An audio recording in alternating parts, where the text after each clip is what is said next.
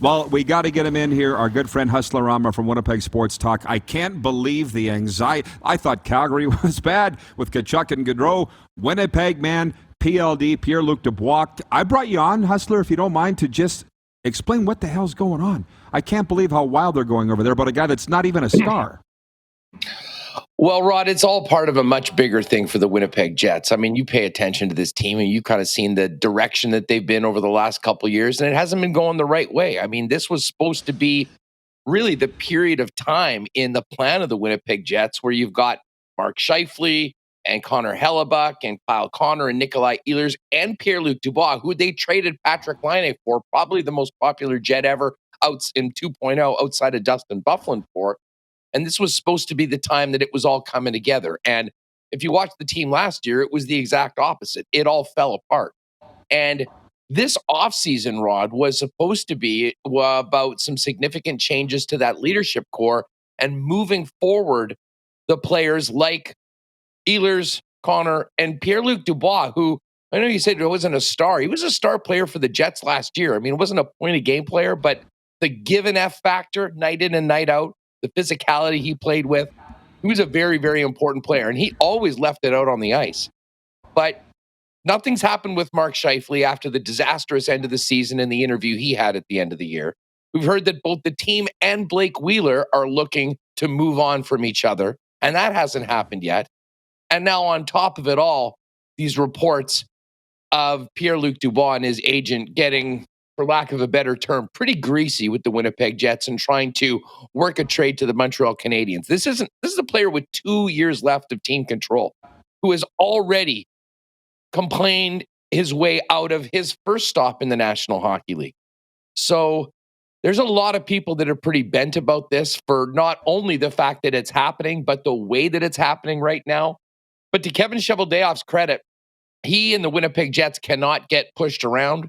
They cannot get taken advantage of. And Pierre-Luc Dubois is not going to be traded to the Montreal Canadiens or anywhere else if the Jets don't get their asking price. And the asking price for an excellent two-way physical center that can play in your top six is going to be significant. That price hasn't been met yet. And who knows, we could be in for maybe the biggest circus in the National Hockey League come training camp, with potentially two or all three of those players being back to run it back next year for the Jets. Yeah, for sure. And actually, so he wasn't a star, but he was very good. I look at this 81 games played, and he was third on the team in scoring with 60 points. Here in Calgary, Matthew Tkachuk played 82 games, as you know, and he is a legitimate star, but I say your best ability is availability, as they say. So do they like PLD in Winnipeg, by the way, or are they turning on him? Oh, this has been seen as a WWE style heel turn, Rod. The Winnipeg Jets was the team that got him out of Columbus. And, he said all the right things when he came here. And as I said, there was a lot of questions about particular players on this team last year, buying in, playing hard.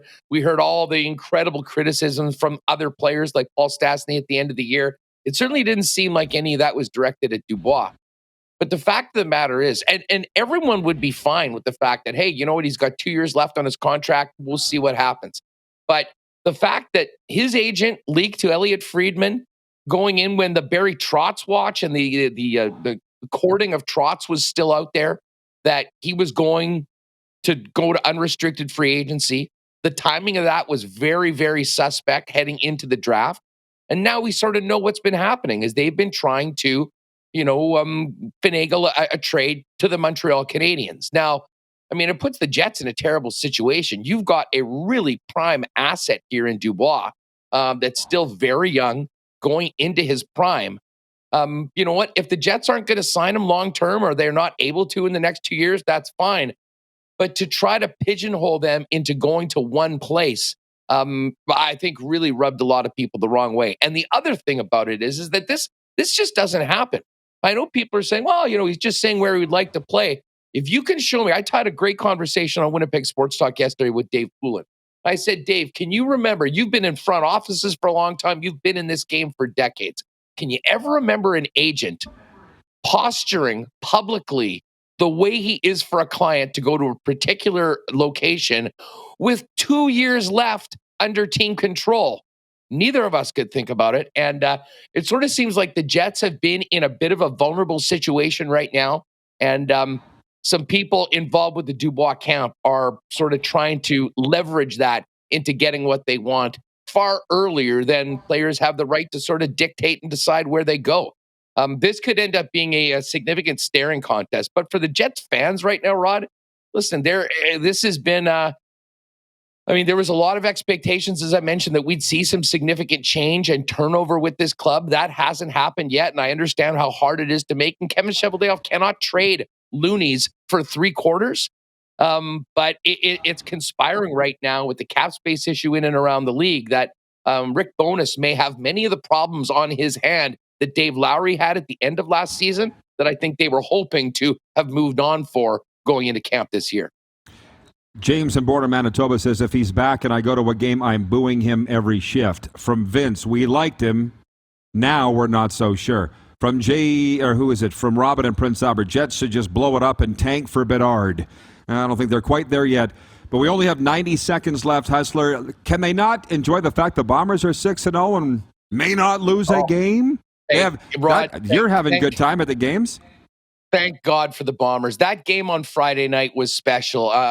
We often talk about how amazing the vibe was in the Western final, months ago against the Riders.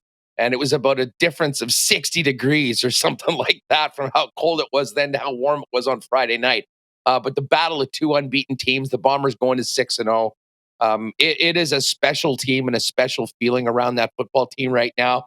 But unfortunately, no matter how good the Bombers are and no matter how much they keep on winning, the angst around what's happening with the hockey team heading into the winter is not going anywhere.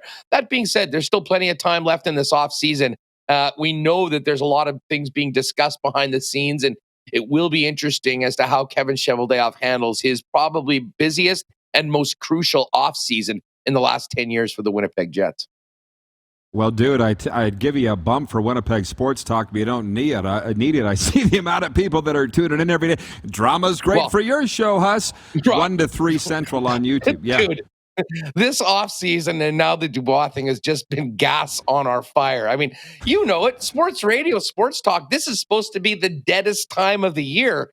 And all it took was this nonsense coming out of Quebec over the course of the weekend. And I think we had our biggest show ever yesterday. So, yeah, I mean, I guess we're here for it. From the Jets fan in me, I'd love things to be a little bit more calm and to know what's going on. But I will tell you from the business side of things, it's certainly given us a lot of things to talk about and have some fun with every 1 o'clock on Winnipeg Sports Talk after you finish up.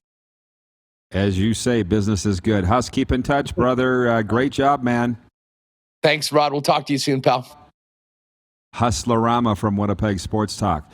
Hey, everybody. Thanks for watching the RP Show on YouTube. And don't forget, we're live daily on YouTube from noon to 2 Eastern. If you like what you see, hit subscribe. And if you like the program, check around for other segments of The Rod Peterson Show here on YouTube.